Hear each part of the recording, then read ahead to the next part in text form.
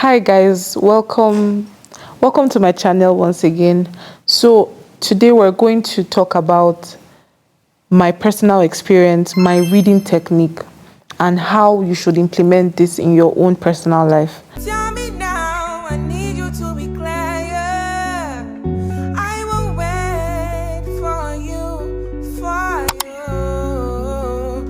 I will wait for you. So back in school, I used to, there's always a study group in school. When I mean school, I mean university. Usually right before RN or any of your major exams, RM, RPHN, whichever one. And I had a group of friends, amazing friends. We're still in our group chat. And we used to come to, not class that time, we used to come to the cafeteria to read. And when we come together like that and we're revising for our council exam, when someone asks a question and another person quickly drops answer, another person will ask a question, somebody else will drop the answer. And most of the time for me, these answers used to be out of my head. I didn't used to know the answer to them. So they used to be like, oh wow, I've not covered that side. And it would just leave me demoralized. So most of the time, if instead of just covering the syllable that I know that everything here will come out, I focus on what somebody answers that I didn't know. And it makes me feel bad. It makes me feel like I wasn't smart enough. And so I secluded myself. I removed myself from that group of people. And they were very supportive. They're like, do what works for you, Angel. Because I have a very crazy mind. When it's time to sleep, I can't sleep with any noise. But when it was time to read for an exam, I needed noise to read. I know it sounds crazy, but it's how my mind works.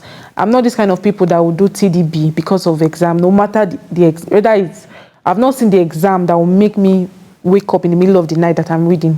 My night sleep is always important. The only thing that will keep me up in the night is watching a movie or something. But from 1-ish, I'm off. So for this RN council exam, after secluding myself from my friends, I started reading on my own in cafeteria. When I say cafeteria, I mean where they used to sell food, where people used to come to eat in school. And our caf in school, that's in Afebawalola University, we had so many different cafs, but I was reading in the one right beside my hostel. We call it caf 2.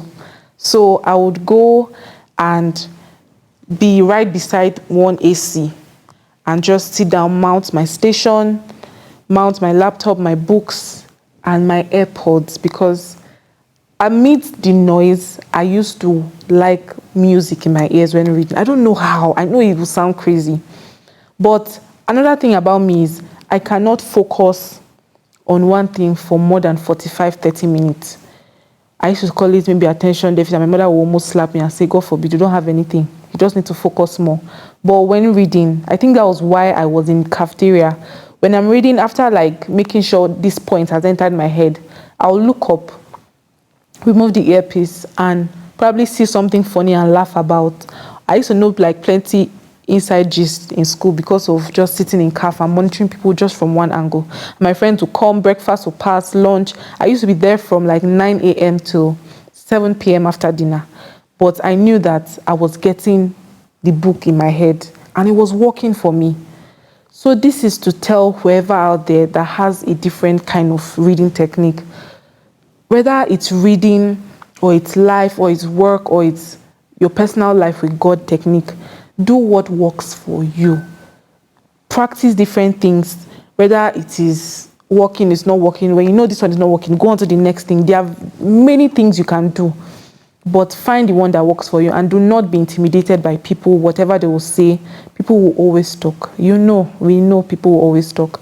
So find what works for you. Even with God, it goes down to saying, many people think if you don't wake up in the middle of the night to pray, it's an issue. Why? As far as you know your God, you know if you're deceiving yourself, but know what works for you, whether it's waking up early in the morning to pray or taking a pause during the day to pray and talk to your Father. Whatever works for you. So I hope this video inspires somebody and you practice what works for you. Thank you.